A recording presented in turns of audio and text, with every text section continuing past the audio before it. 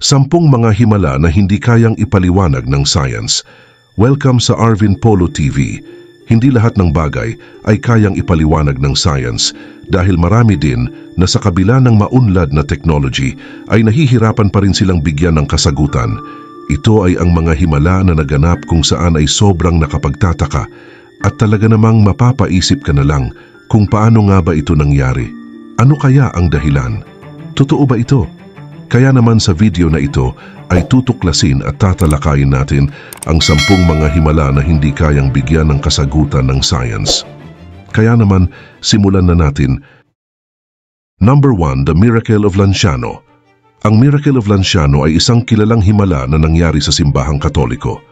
Ito ay nangyari sa isang maliit na bayan sa Italy na tinatawag na Lanciano noong 8th century at hanggang ngayon ay marami pa ring Katoliko ang naniniwala at bumibisita dito. Ayon sa kwento, isang pari ang may pagdududa kung totoong naroon si Kristo sa Eukaristiya. Habang siya ay nagmimisa ay may kakaibang nangyari. Ang tinapay na ginagamit sa misa ay biglang naging laman ng tao at ang alak ay naging dugo. Mabilis na kumalat ang balita tungkol sa himalang ito sa buong bayan. At ito ay kinilala bilang patunay ng presensya ni Kristo sa banal na Eukaristiya. Kaugnay nito, noong 1970 hanggang 1971 ay sinuri ng mga scientist ang himala. Pinangunahan ito ni Dr. Odoardo Linoli na isang dalubhasa sa medisina. Ayon sa pagsusuri, ang laman ay parte ng puso ng tao at ang dugo ay type AB na kapareho ng uri ng dugo na nakita sa Shroud of Turin. Samantala, kahit na ang laman at dugo ay mahigit 1,000 taon nang lumipas, ay nanatili pa rin itong buo at hindi nabulok kahit na hindi ito ginamitan ng anumang paraan ng preservation. Bukod dito, ang Miracle of Lanciano ay naging mahalagang bahagi ng pananampalataya ng mga Katoliko. Ang simbahan kung saan nangyari ang himala ay naging kilalang lugar na dinadalaw ng mga deboto. Ang mga labi ng himala ay nakalagay sa isang espesyal na lalagyan at taon-taon ay maraming tao mula sa iba't ibang lugar ang pumupunta upang magdasal at magnilay hinggil sa himalang ito.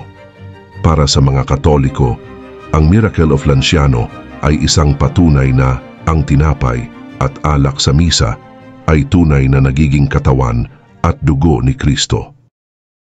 Number 2, The Miracle of the Sun at Fatima. Ang The Miracle of the Sun ay isang kilalang miracle story sa loob ng Catholicism. Naganap ito noong October 13, 1917 sa Fatima, Portugal. Sa araw na iyon ay 3 batang pastol na sina Lucia dos Santos at ang kanyang mga pinsan na sina Jacinta at Francisco Marto ang nagsabing ilang beses silang nakita at kinausap ng mahal na Birheng Maria mula May hanggang October ng parehong taon. Ayon sa kanila, ipinahayag ng Birhen na siya ang Lady of the Rosary at may mahalagang mensahe para sa mundo, tulad ng babala ukol sa digmaan at mga kasalanan ng tao. At noong October 13 ay libu-libong tao ang nagtipon sa Cova da Iria, ang lugar kung saan madalas magpakita ang Birhen. Kahit na maulap at umuulan ng araw na iyon, ay biglang lumitaw ang araw mula sa mga ulap. Ayon sa mga saksi, ang araw ay tila umiikot at naglalabas ng iba't ibang kulay ng liwanag. Maraming tao ang nagsabing para bang ang araw ay lumalapit sa kanila, na nagdulot ng takot at pag-aalala sa marami. Maraming tao ang nagsisigaw at nagdasal at iniisip na maaaring katapusan na ng mundo. Ngunit matapos ang ilang minuto ay bumalik ang araw sa dati nitong posisyon at nanumbalik ang katahimikan sa paligid. Ang karanasang ito ay nag-iwan ng malaking pagbabago sa pananampalataya ng mga nakasaksi. Maraming tao ang nagsabing tumibay ang kanilang pananalig matapos makita ang pangyayari. Kahit ang mga taong dati ay hindi naniniwala, ay nagkaroon ng matibay na pananampalataya. Dagdag pa rito, isa pang bahagi ng himala na kapansin-pansin ay ang biglaang pagkatuyo ng mga basang damit ng mga tao matapos ang pagsayaw ng araw, na lalo pang nagpatibay sa kanilang paniniwala na ito ay isang tunay na himala. Samantala, maraming paliwanag ang sinubukang ibigay ng science ukol sa pangyayaring ito. Ang ilan ay nagsabing posibleng ito ay isang natural phenomena tulad ng refleksyon ng liwanag sa mga ulap o ulan. Subalit, ang mga saksi ay matibay sa kanilang paniniwala na ito ay hindi basta-basta pangkaraniwang pangyayari. Number 3. The Miracle of Lourdes. Ang The Miracle of Lourdes ay isa ding sikat na kwento na may kaugnayan sa Himala sa loob ng Catholicism. Ito ay naganap sa isang maliit na bayan sa France na tinatawag na Lourdes. Noong February 11, 1858, ay isang batang babae na nagngangalang Bernadette Soubirous, 14 years old, ang nagsabing nakita niya ang Birheng Maria habang siya ay nangongolekta ng panggatong malapit sa isang cave na tinatawag na Grotto of Masabiel. Nagpakita ang Birheng Maria sa kanya ng 18 beses sa loob ng 5 buwan. Noong una ay maraming tao, pati na ang mga opisyal ng simbahan, ang nagduda sa mga kwento ni Bernadette. Pero habang lumilipas ang panahon, ay dumadami ang mga taong pumupunta sa Lourdes para makita ang lugar. Marami sa kanila ang nagsabing nakaranas din sila ng kakaibang bagay. Isa sa mga pinakakilalang himala ay nang utusan ng Birheng Maria si Bernadette na maghukay sa isang lugar sa loob ng cave. Habang naghuhukay siya, ay lumabas ang isang bukal ng malinis na tubig. Ang tubig na ito ay tinatawag na miraculous, kung kaya't maraming tao ang pumupunta sa Lourdes taon-taon upang uminom o maligo sa tubig na ito. At dahil sa mga himalang ito ay naging kilala ang Lourdes sa mga ulat ng paggaling mula sa iba't ibang sakit. Mahigit 7,000 tao ang nag-ulat ng paggaling, pero kaunti lamang ang kinilala ng simbahang Katoliko bilang totoong himala. Ang mga paggaling na ito ay walang paliwanag mula sa medisina at karamihan sa mga gumaling ay may mga sakit na mahirap gamutin. Dahil dito, ang Lourdes ay naging mahalagang lugar para sa mga Katoliko at iba pang nananampalataya mula sa iba't ibang panig ng mundo. Ang mga lugar tulad ng grotto, ang Basilica of the Immaculate Conception at ang Basilica of Our Lady of the Rosary ay dinadayo ng mga taong naghahanap ng kagalingan. Bawat taon ay tinatayang mahigit 6 milyon na tao ang bumibisita sa Lourdes upang magdasal, makilahok sa mga prosesyon at maranasan ang spiritual well-being na ino-offer dito. Gayon din, ang kwento ni Bernadette Soubirous at ang mga himala sa Lourdes ay may malaking epekto sa pananampalatayang Katoliko. Si Bernadette ay naging inspirasyon para sa marami at siya ay ginawang saint ng simbahang Katoliko noong 1933. Ang kanyang buhay at mga vision ay patuloy na nagbibigay ng inspirasyon sa mga mananampalataya. At ang Lourdes ay nananatiling simbolo ng pananampalataya, paggaling at pag-asa para sa mga naghahanap ng tulong mula sa Birheng Maria. Number 4. The Miracle of the Holy Fire. Ang Miracle of the Holy Fire ay isang annual event tuwing Sabado bago mag-Easter. Nagaganap ito sa Church of the Holy Sepulchre sa Jerusalem. Ang himalang ito ay bahagi ng isang matagal ng tradisyon sa Kristyanismo, lalo na sa Eastern Orthodox Church. Sinasabing nagsimula ito noong unang panahon ng Kristyanismo at naging mahalagang bahagi ng pananampalataya ng mga tao.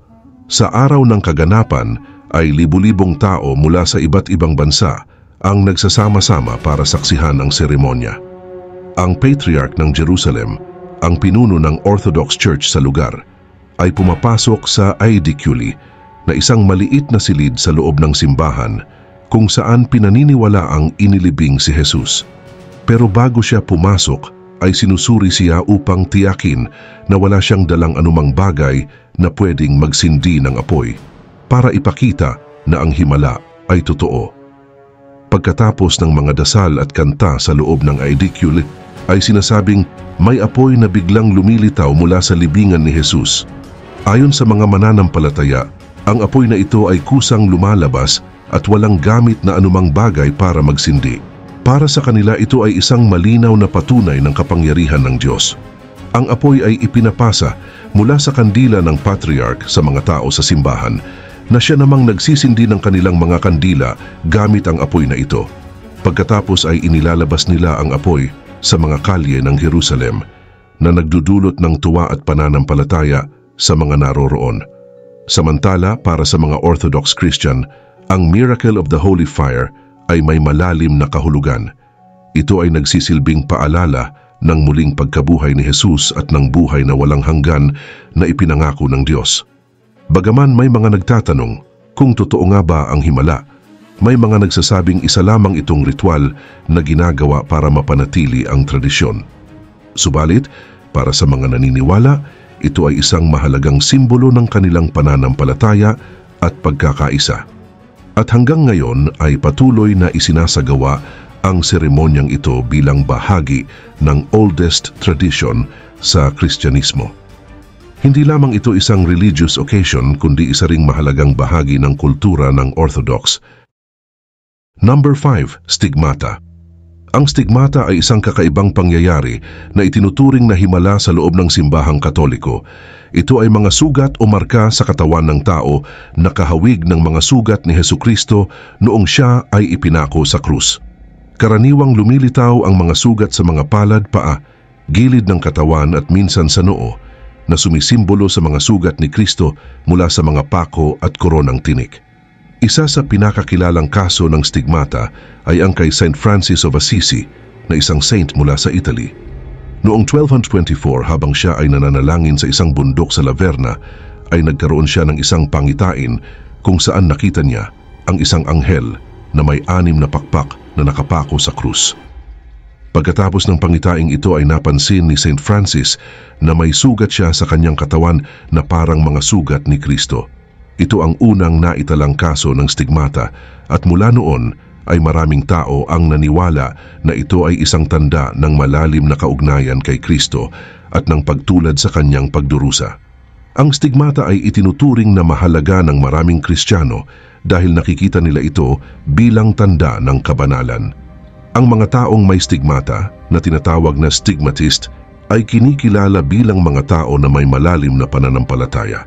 Kasama ng mga sugat na ito ang malalim na karanasan sa pananampalataya, tulad ng mga pangitain at labis na devotion sa Passion of Christ. Sa ilang pagkakataon, ang mga sugat ay gumagaling at muling lumilitaw na nagiging dahilan upang ituring itong isang himala. Subalit, may mga tao rin na hindi naniniwala sa stigmata. Iniisip nila na ang mga sugat ay maaaring resulta lamang ng matinding stress or emotional situation. Ayon sa kanila, maaaring ang sobrang pag-iisip ang nagiging sanhi ng sugat sa katawan. Dahil dito, may mga taong nagdududa kung ang stigmata ba ay tunay na himala o epekto lamang ng stress. Karagdagan pa, isa sa mga pinakakilalang stigmatist ay si Padre Pio, na isang Italian priest. Si Padre Pio ay nakilala dahil sa kanyang mga sugat na hindi gumagaling at pati na rin sa kanyang kakayahang magpagaling. Noong 1918 ay nagkaroon siya ng mga sugat sa kanyang mga kamay, paa at gilid ng katawan at ang mga sugat na ito ay nanatili ng higit sa 50 taon. Ngunit dahil hindi maipaliwanag ng mga doktor ang mga sugat, ay maraming tao ang naniwala na ito ay isang himala. Number 6. The Weeping Statues and Icons. Ang weeping statues and icons o mga umiiyak na rebulto at larawan ay mga pangyayari kung saan ang mga estatwa ng mga religious figures tulad ng Birheng Maria ay tila umiiyak ng mga liquid tulad ng tubig, langis o dugo. Maraming tao ang naniniwala na ito ay isang miracle, na isang tanda na nagpapakita ng presensya ng Diyos. Subalit, may ilan din na nagdududa at nagtatanong kung tunay nga bang totoo ang mga ganitong pangyayari. Samantala, ang mga ulat tungkol sa mga umiiyak na rebulto ay mas naging kilala noong 20th century. Halimbawa, noong 1973 sa Syracuse, Sicily, ay isang maliit na rebulto ng Birheng Maria ang nakita ng mga tao na tila lumuluha. Maraming deboto ang pumunta upang masaksihan ito at itinuturing din nila ito bilang isang milagro. Sinuri din ng simbahan ang insidente at kinilala nila ito bilang tunay na milagro na nagpatibay sa paniniwala ng maraming tao. Sa iba't ibang panig ng mundo ay marami ring naiulat na mga umiiyak na rebulto.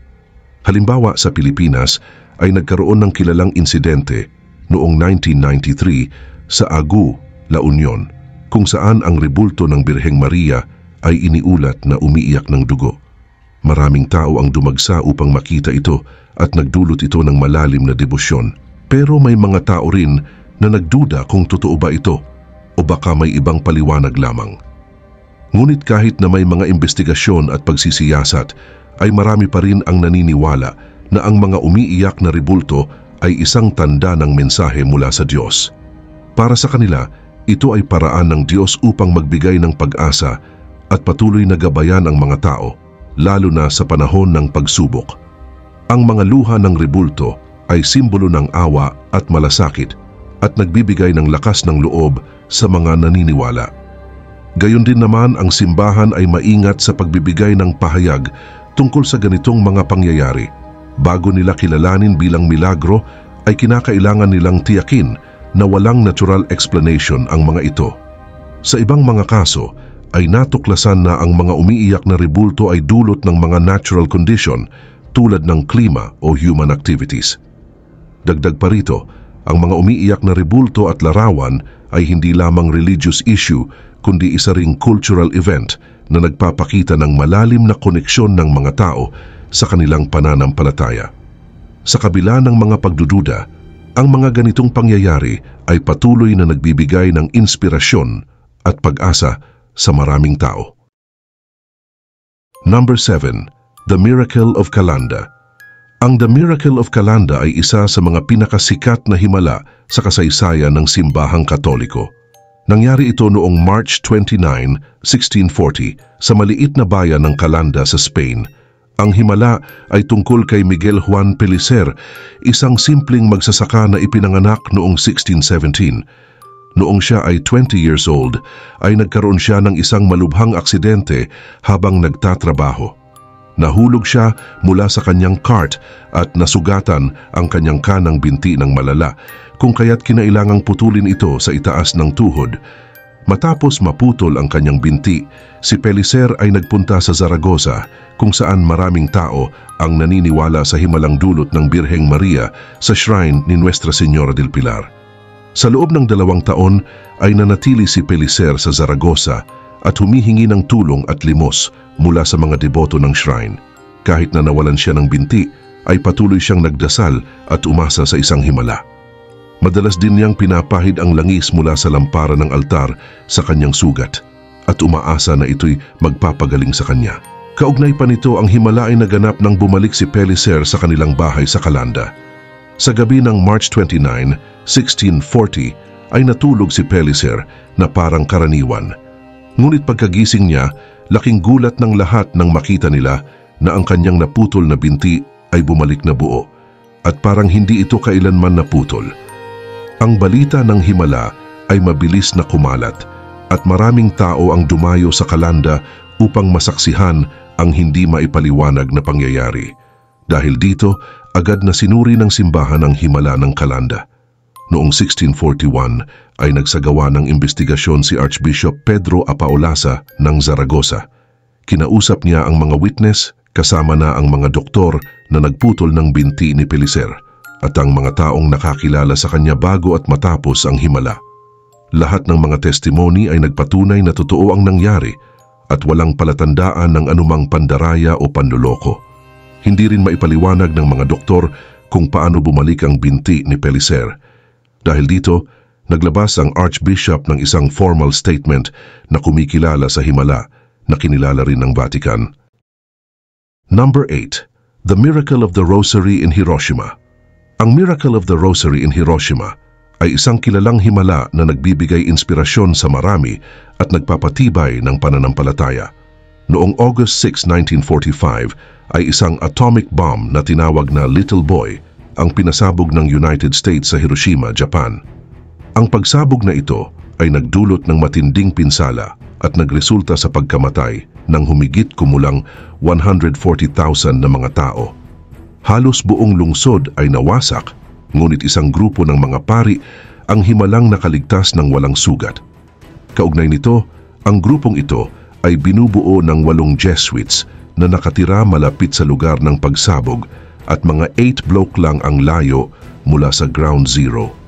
Ang kanilang bahay ay halos natibag ng pagsabog, pero ang mga pari ay nakaligtas at hindi tinamaan ng radiation na siyang ikinamatay ng marami sa mga nakaligtas sa pagsabog. Ayon sa mga pari, ang kanilang kaligtasan ay dahil sa kanilang araw-araw na pagdarasal ng rosaryo. Araw-araw ay sabay-sabay silang nagdarasal ng rosary. Bago pa man mangyari ang pagsabog, ay matapat nilang sinusunod ang bilin ng mahal na Birhen ng Fatima na magdasal ng rosary para sa kapayapaan. Naniniwala sila na ang kanilang dasal at pananampalataya ang nagligtas sa kanila mula sa trahedya. Ngunit, ang kwento ng Miracle of the Rosary in Hiroshima ay mabilis na kumalat at naging simbolo ng pag-asa at pananampalataya, lalo na sa panahon ng digmaan.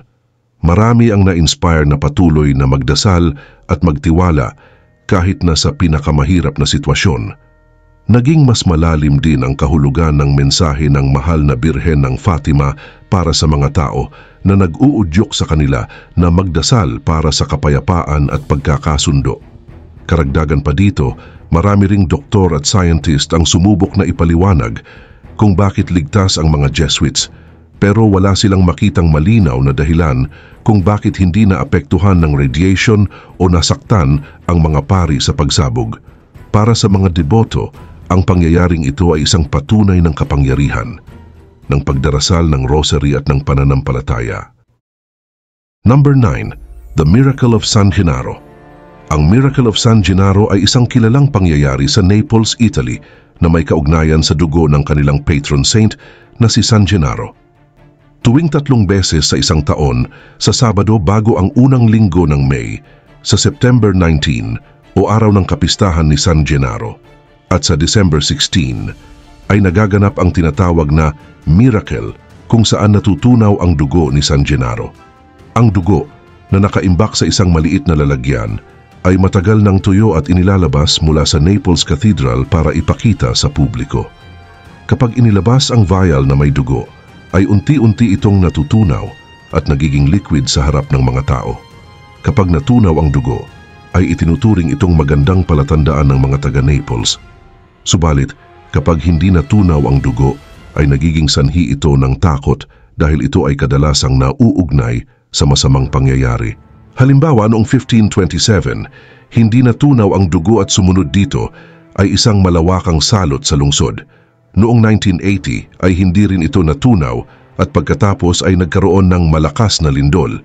May mga nagsasabi na ang pagkatunaw ng dugo ay maaring dulot ng natural na proseso, tulad ng thixotropy, kung saan ang viscosity ng liquid ay nagbabago kapag ito ay inalog o hinawakan.